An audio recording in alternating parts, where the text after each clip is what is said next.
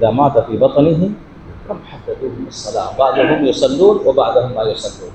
الجنين إذا كان تخلق يعني صار إنسان وهذا غالبا يأتي بعد 120 يوم يعني 4 أشهر، فهذا يصلى عليه ويقبر، يكفن ويقبر.